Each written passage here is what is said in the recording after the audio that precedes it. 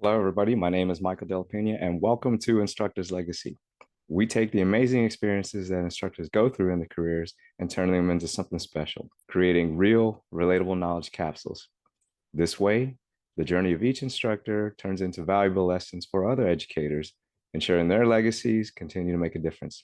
Today's guest speaker is a drill sergeant from the United States Army, and we'll be speaking about the focus on dynamic leadership and the importance of knowing when to take off the hat.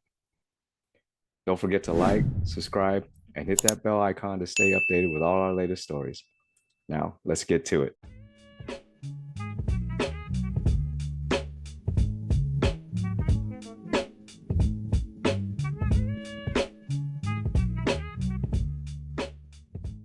Hello, everybody. My name is Michael Del Pena, and welcome to Instructor's Legacy. Today, we have a special guest, Jauntavia Prather, who is a United States Army drill sergeant. Welcome, Jauntavia. Thank you. I'm very excited to be here. So thank you. I have to tell everybody, and the same story I told you, when I saw your face and your profile, I immediately connected to my days when I was in basic training.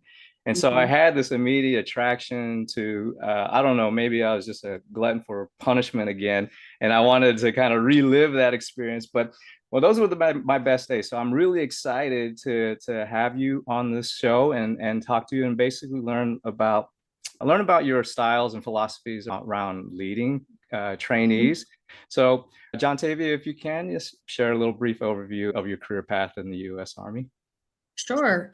So I just want to say thank you for even having me today to discuss a little bit of this. It's something that I'm really passionate about, so I love to be able to share that in any capacity that I can, selfishly, of course. But yeah, so just a little bit of history about my experience. So traditionally, I come from an air defense background. So I was an air defense artillery crew member for about 7 years, and then I transitioned into the drill sergeant world. So originally I was in the National Guard, and now I'm in the Army Reserve serving as a drill sergeant.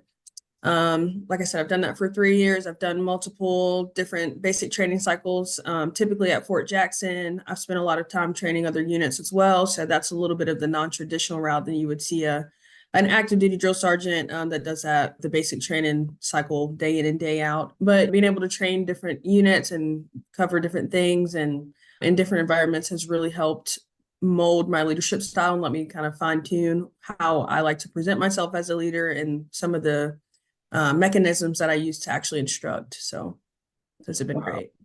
So Fort Jackson. Now, let me see if this still is happening there. Is there still a Tank Hill? Do you know what that is? I'm not, I've heard that before, but I'm not 100% positive. Okay.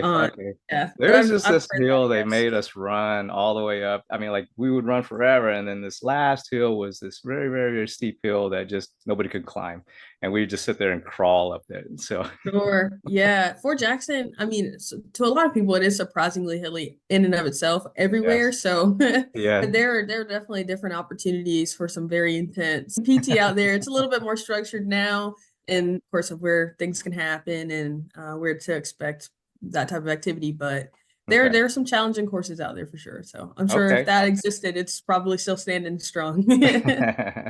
Okay, well, I think that's where I eventually want to get to is like some of the transitions of the learning environment or the training environment from when I was there to when you were there, but maybe when you're here. But maybe tell me what attracted you. Where in your career did you say, you know what, I'm going to be a drill sergeant? Sure. So I'll preface that with saying I've always had a passion for teaching and Mm. education. When I was in high school, I was a part of a program where I thought I was going to be a teacher. So I taught second grade for a little while, and I said, "Oh, I think these kids are a Oh, little too young for me." But the passion didn't necessarily die off then, right? So I just kind of had to figure out a new path.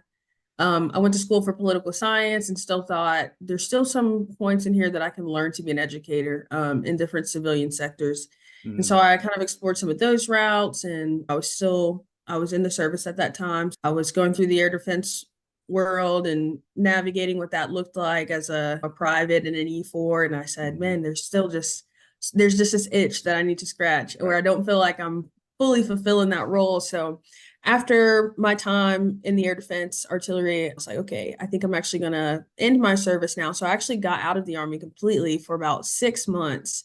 And one of the recruiters called, of course, they like to call when you think you're out of there. So they called and said, hey, we have this opportunity for you to come be a drill sergeant. Are you interested? And like I said, I've been out for 6 months now, and I'm thinking, well, I think the Army's behind me now. I don't know if can I jump back into it? Is my civilian career was just taking off. So I was like, I don't know. And then I had to trust the process and said, well, this is everything that you have wanted to do in the military. I've wanted to instruct. I've wanted to lead soldiers. I wanted the opportunity to mentor people in a different capacity that doesn't look like it does in a traditional line unit.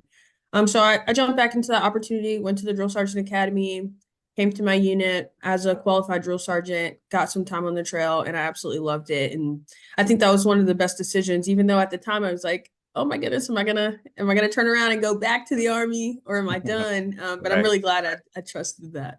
Yeah. Nice.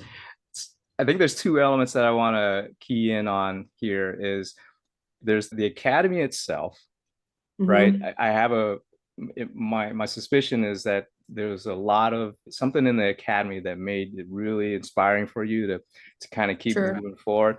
So maybe you could speak to some of the philosophies within the Drill Instructor Academy, and then maybe follow up with the question on whether or not you yourself want to be a drill instructor. So Sure. can you speak to those? Yeah, so I think the biggest thing at the academy is when they're called DSLs or drill sergeant leaders. So those are the people that are training drill sergeant candidates how to be qualified drill sergeants. So they're already, drill sergeants training drill sergeants. So to me, servant leadership really speaks to my brain. That's how I operate in any other world. So the Army was no different for me. And to be able to see that emulated by my instructors and by other cadre that were at the Drill Sergeant Academy was like, okay, this solidifies, this is where I need to be. I'm doing the right thing. This is the right career path for me. A lot of people, when they think of drill sergeants, they think, okay, there's just somebody screaming in the corner at you, telling you, go left, go right, Right. right. But I think now the drill sergeant world is more of how can we be dynamic leaders? So you have drill sergeants that really know how to speak to their strengths. So if public speaking is your strength, you have people that are just there to facilitate somewhat of a spoken type of instruction.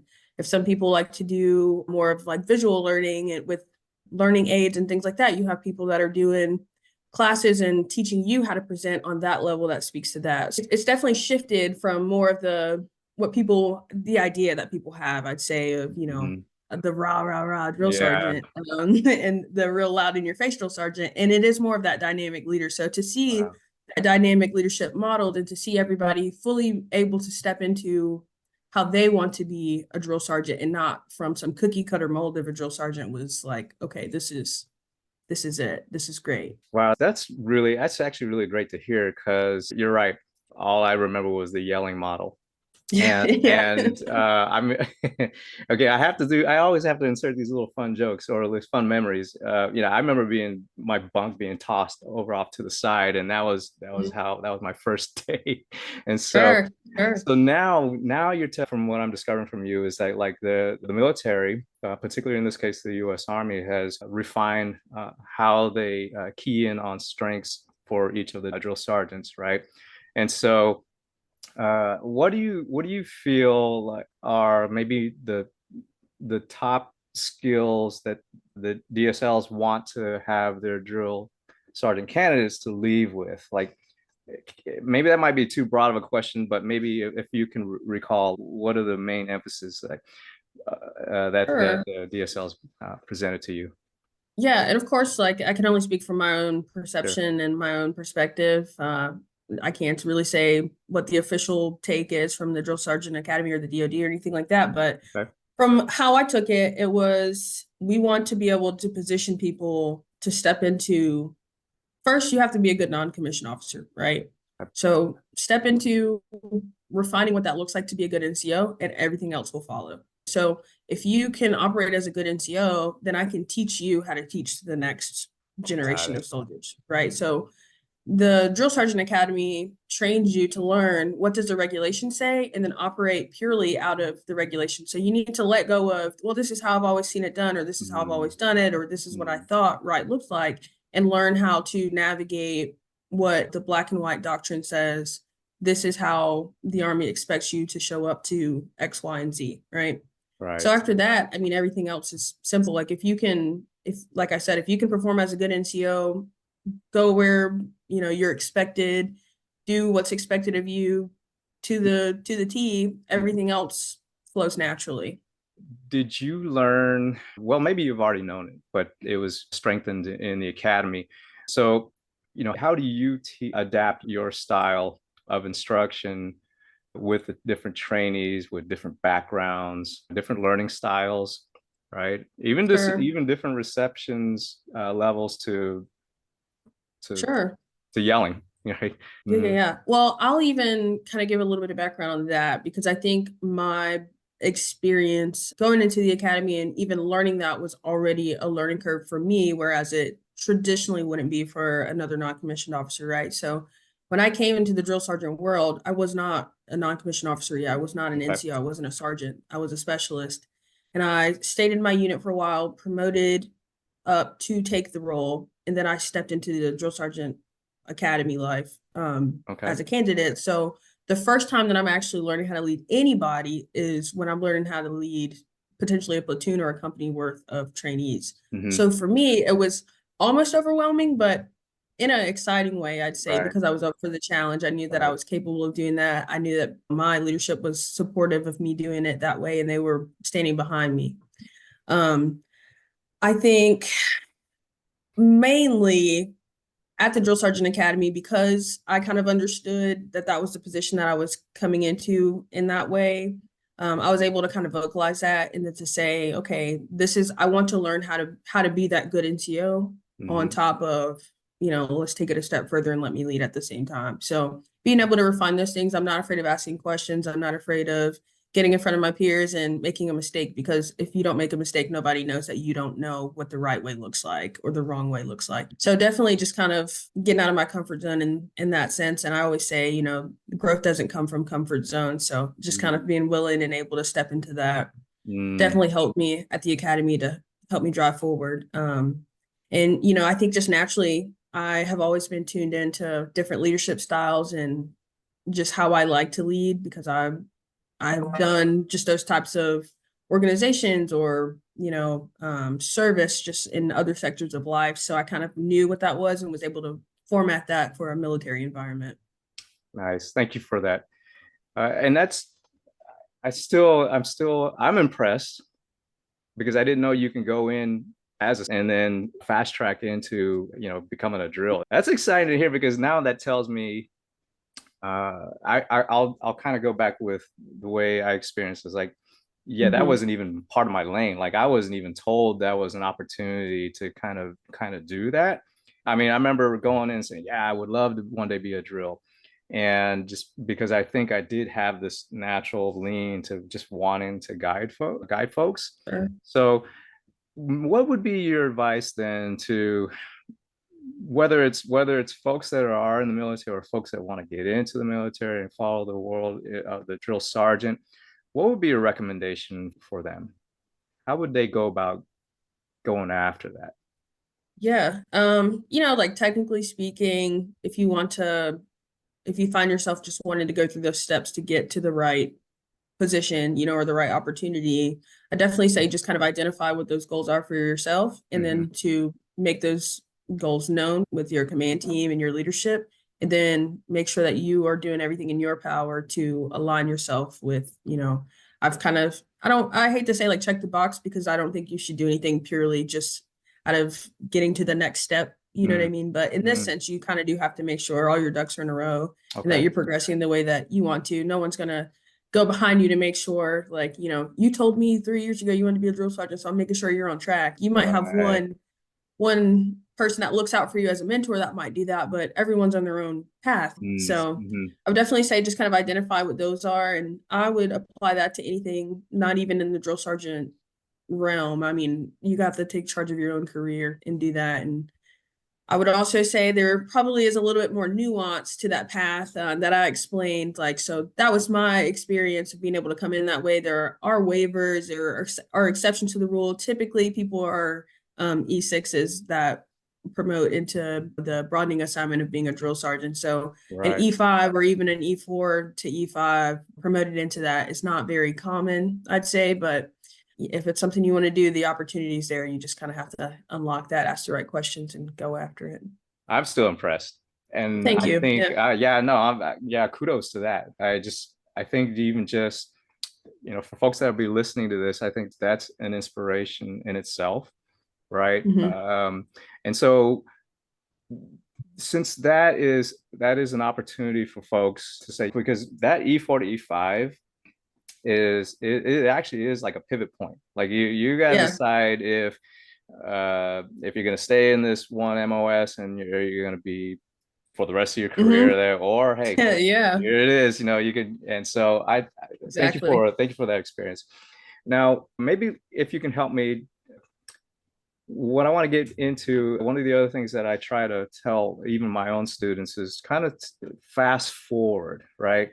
And fast forwarding means take a look at the way your career path or your particular role as a drill sergeant, how can that pivot in the next 5, maybe 10 years, right? Technology, you name it, whatever things you think can influence that career. What would you see? How do you see that role evolving? And so I'll add another question to that. And then this goes back to the advice for the folks that are looking to get into this field. How do you see the drill sergeant world evolving? And then what do I need to keep in tune with so that way I'm prepared, or maybe even studying ahead so that way I know what I'm going to get into? Sure. I think, even though the military world in general likes to silo themselves into things relative, like directly relative to the military, you know, scope or world of influence, there is definitely just a part of it where you have to be a real person. You know what I mean? Like Mm, as a drill sergeant, I'm 27 now personally, and I am training people that are 17, 18, 19 years old. right. I also have trained people that are a lot older than me. I've trained people that are 34, which isn't a lot, but Mhm. I understand. older than me. And there's a big learning curve between the 17-year-old and the 34-year-old. And you're growing up in almost two different worlds. So the non-army part of your brain has to realize, okay, these are two civilians that have seen the world differently, that have learned differently. I mean, even in Mhm. school, like one had textbooks, one had an iPad. You know what I mean? Like Right, one is learning in a digital world and one was learning in somewhat of a more, I guess, like traditional or classical right, classroom environment. So it's even understanding I have to meet people where they are. And so that is outside of what the Army needs me to teach them. I still have to figure out how to deliver the information in a way that they're receptive to it. So right. I think you have to, evolve your mindset to be dynamic with whatever the needs are of the people that you're serving, and Hmm. also just the needs of the Army, because today's Army might say we're going after objective X, Y, and Z, and tomorrow it could be completely different. So you have to be flexible as a leader to say, okay, we're not fighting wars like we did 20, 30, I mean, not even 10 years ago, Right, And so right. now we're having to pivot and to move into different technologies and different practices. And, training might look different depending Hmm. on just what we're up against. So just being ready to tackle the unknown is something I'd say, like, just be prepared for and, open to, because a lot of people aren't open to change, but I mean, it's going to happen whether you like it or not. Right, So right. That's a great reminder. I mean, and you're right. That's a leadership role to be able to recognize the various backgrounds and how mhm. they will receive your guidance, right? And I think a good instructor, a good drill sergeant will be able to recognize when they need to switch strategies. So let me ask you about the physical side of it, motivating folks or trainees uh, doing the physical side of boot camp, right? Sure. What is your advice around helping get folks past whatever limit they have? Yeah, I think a large part of it is just recognizing that it's more of a mental obstacle than it is a physical obstacle for most people, right? So, if the goal is to go run 2 miles and you've never ran 2 miles before, being very realistic, your body is not going to go out there and run 2 miles the very first day. You know what I Right. mean? But if you follow the steps that I've laid out to you to practically, chip away at that block and to go in a couple weeks to go the next half a mile forward or the next quarter of a mile forward. It's just kind of trusting that the practices are there to get you where Mhm. you need to be. It's not going to happen overnight. I don't expect it to happen overnight. And as a leader, you also have to understand that those things shouldn't happen overnight. So if you're trying to force it, you are hurting people more than you are helping them because people just may not come fully prepared and they haven't been living the same life that you've been living for 10, 15 years as a Right. drill sergeant Right. or as a soldier. Right. Yeah, and then I the advice that I would recommend to the people on the other side of that is just realizing that same reality of it is going to take time. But as a leader, you want those people to see you doing the same thing that you're telling them to do. So if I'm telling my trainees, today we're doing 6120s and we're going to go run around this track for 30 minutes or something, then they're going to see me run around that track for 30 minutes too, Oh, because it nice. it doesn't look real until you see someone. If everybody's sucking at it, you know what I mean? Right. Right. Right. It doesn't look realistic. But if you can see me doing it, you're going to say, I want to do just like that. I can do Hmm. that if I just listen to the instruction. So Oh, absolutely. I remember that experience, right? And all my drills, all my drill sergeants, when they were down there and I was beating face, and they were still going for it, like they weren't losing the temp beat at all, and they would just go on and on and on. And I was like, okay, so you're right. It gets you wanting to go past those limits, yeah, and yeah, so we knew that they would never remember us, but I always remember the drill sergeants, right? And yeah. so you definitely have a big, huge impact on them, especially if they leave successfully. Yeah, and I think the important part of that is understanding your impact on, I don't want to say somewhat of a vulnerable population, but they're Mm-hmm. very easily influenced by what they see modeled in front of them, right? So if you do the wrong thing, they're going to adopt that. And that's the next, when you take the hat off and you're done being a drill sergeant and you go back to your line unit, you're going to be next to the person that you trained to do the wrong thing with the wrong way. They're going to be right beside you and you're going to hope that they save your life one day, but they've done it wrong forever, Right, so right, that little bit of motivation too keeps me going because I need you to do the right thing when it's right. time to do the right thing. And if I know that I got you to do the right thing, then I trust that process just a little bit more. Right, right. You mentioned the hat. Okay. Yes. So, two things. Tell me what it was like when you first got your hat. And then Okay. maybe tell me how your role as a drill sergeant has impacted you personally. Sure. Okay.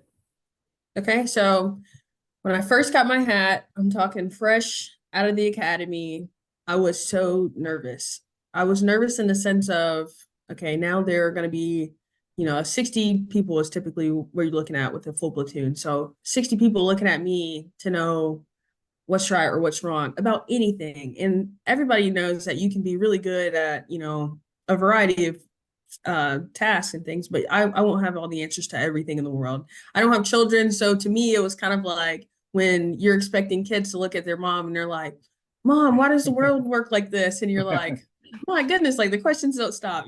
But I really trusted that I was trained the right way. If I don't know an answer, I know how to go find an answer. I know how to use my resources to go find someone else that might know the answer or can give me more Mm. context to deliver that point of instruction, how it needs to land. So I was kind of nervous at first, but it went back to the same thing that I would tell trainees, right? Like trust the training. I Mhm. gave it to you for a reason. So everything that I learned at the Drill Sergeant Academy, at the academy they'll tell you like there is only so much practical experience that you can put into 10, 12 weeks of training, Right. right? I can't give you every possible emergency plan A, B, C, or D that could ever be of use to you on the trail, but I can tell you how to mentally prepare yourself to be agile enough to go source the answer. So I was nervous, but my first time on the actual trail was like, look, now's not the time to be scared. I got to go do this thing. We have to go, we have Right. things to do.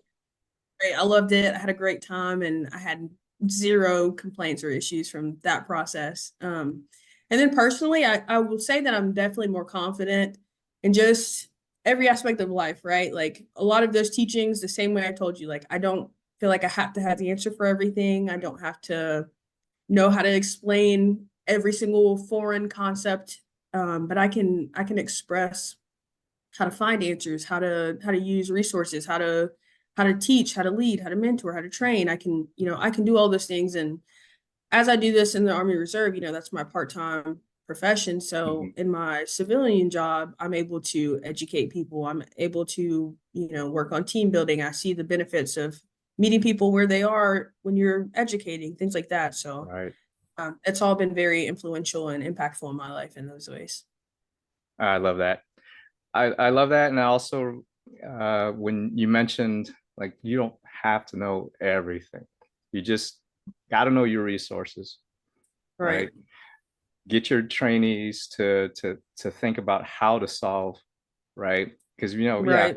that was one of my fears too when I first got into when I went into the college and I was teaching in front of the first batch of students. They didn't know that was my first time, but well, sure enough, I was in there like just making sure. I was running through all the different things that I had to give to them. But in the end, at the end of the semester, it was like, well, I got them everything they needed to know, right? Mm-hmm. And so one of the things then, if you can kind of help me see what like your next opportunity for growth in the as a drill sergeant, right? Sure.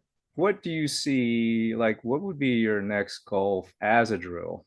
So currently in my role in my own unit, I operate as a platoon sergeant for other drill sergeants or drill sergeant candidates. So that is a Mhm. newer role to me, whereas, I'm used to we show up to work every day, we do whatever's on the training schedule because I'm not in charge of other drill sergeants. So I'm not the one coming up with a training plan to say Got this it. is Okay.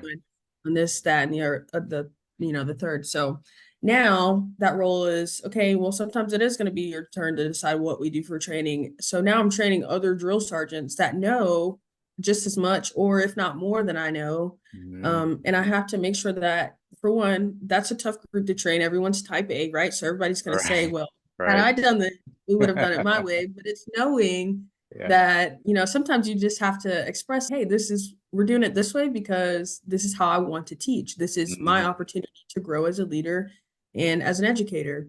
And then other times, I think the difficulty there is just how do we make things new and exciting because Mhm. basic training, the classes that we teach are limited, right? So Okay. as we try to cover the same group of material over and over again to make sure everyone's on the same page and is up to date with any of the updates to the POI or things like that, how do we keep it interesting for a group of drill sergeants that have done it dozens of times over? So Right. that's all been exciting to me, and I love being able to step into that role now to train my peers.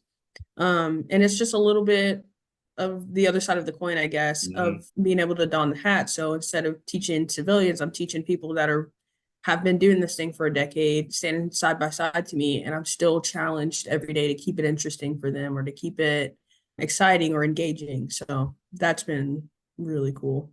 Okay. So what I love about what you're painting for me is your varied levels of guidance. Like you Mm-hmm. do the trainees or the soldiers in boot camp. That's one layer, and now you're in training the instructors, the drill sergeants as well. You get challenged a lot, right, with different personalities. Of course. Yes, and like you just mentioned about the all the type A's. Maybe you can, out of all those scenarios, you said how many years have you been doing this? A drill sergeant, I've been in that role for 3 years. Three In the years, Army right? in general, yeah, over 10 Okay. years. Okay, so in those 3 years, do you have a favorite story? Yeah, I do actually. I do. Okay. So I think maybe my second cycle, it was either my second or third cycle, but this was Fort Jackson, red phase. So I'm talking the day they get off the bus, they're yours and you're taking them from there. So we had moved into rifle marksmanship. I had a trainee that was not originally from the US, so English was her second language. And she just found rifle marksmanship to be a lot more challenging than other people. And not because she couldn't physically do any of the things that we were asking her to do, but it's just because she needed a little bit more time to kind of just understand, what's going on, what's being asked of me, what's expected in this moment. We were doing inspection arms. So if anyone is familiar with doing inspection arms, you know that that is somewhat of a quick process, and it's count by count. So I kind of saw her struggling. I was able to pull her to the side. And it was one of those moments where we call it taking the hat off, right? So you have to understand, like, sometimes just your appearance as a drill sergeant with the hat on, standing outside, it's 100 degrees in Fort Jackson. Somebody's holding a weapon that they've never held before. They're shaking, they're nervous, right? So it's like, okay, let me take the hat off. You need to see me as a person, right? Because you're already overwhelmed in every other sense of, the word. So now I'm going to teach you in a one-on-one environment while my peer goes and teaches the rest of the class so that I can get you caught up to speed, engage whether you really aren't understanding because there's another point of this that we need to get, or if you just needed, a little bit of individual instruction. And that, the environment doesn't always call for you to be able to do that. Right. And you can assess that on a case-by-case scenario, but it proved to be effective. And at the end, she was, oh my goodness, drill sergeant, thank you so much. And it's like, okay, I do have that wall to say, okay, like, this is still going to be a professional relationship between drill sergeant and trainee. So I don't need all the emotions, all the thank yous, it's just like, right. You learn your job. So I did my job. So you go back with the rest of the group. But it was very rewarding for me to understand, okay, this is what that one person looks like when they are struggling, and how to be able to, pull them aside, teach them, and reintegrate them with the group and see them function in a way that, is a lot less deficient than before. Taking the hat off. I mean, when you said that, that was very powerful symbolism. I mean, it really, that's exactly what I was, you and I had this conversation before we started this interview, and I was telling, I'll tell everybody here, I was remembering my drill sergeant when I was going through basic, and there was a moment where I was almost going to give up. And then my drill sergeant symbolically took the hat off and pulled me to the side, and that's all I needed. And that was back when I was back on the march. And so I could take what you just said, and I can find instances across different industries and different instructors, and I can see that symbolism of taking the hat off. Coming out from behind the podium. Take the hard hat off a little bit before so there's ways to apply it, and so I want to first off say thank you for sharing that, because now I got something in my head that I'm going to always use from now on. It's like, there's take the hat off. So I appreciate that. So let me do this. Prior to us meeting, I kind of gave you a little bit of a background of Instructor's legacy. And again, I want to just tell you, first off, again, I'm impressed with all that you do. And I want to say thank you personally for continuing to do something that like I said, nostalgically, I have a connection to, but I appreciate you coming out here and talking with us. And so what I want to capture from you is, the main theme around the instructor's legacy. I want to be able to capture your legacy and get from you, thinking about your friends and family, how do you want to be remembered as a trainer and a leader? Yeah. Well, I think I've already mentioned that I think servant leadership is somewhat of a guiding principle for my leadership style, but just kind of in life in general. And then I think two things, the other side of that goes hand in hand is that for me, I have to always remain an advocate in any of those spaces. So being able to find out what an advocate looks like in a drill sergeant role was something that I was kind of okay, what's that going to be like? What does that exactly look like? But that was always something that was important to me to be able to say to my family. In everything I've ever done, I've always been an advocate for the one that needed it.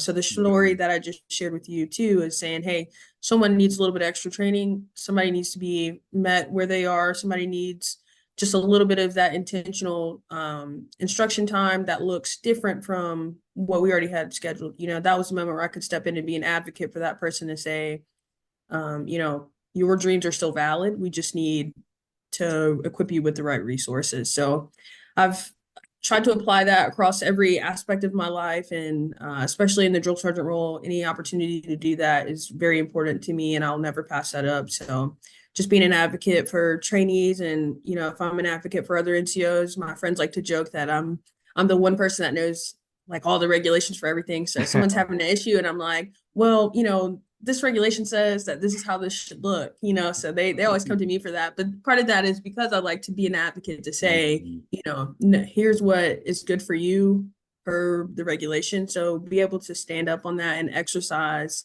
to other people, this is what I deserve. This is what I am entitled to. This is what I am not supposed to be supportive of, or, not supposed to tolerate. So just things like that. But I like that.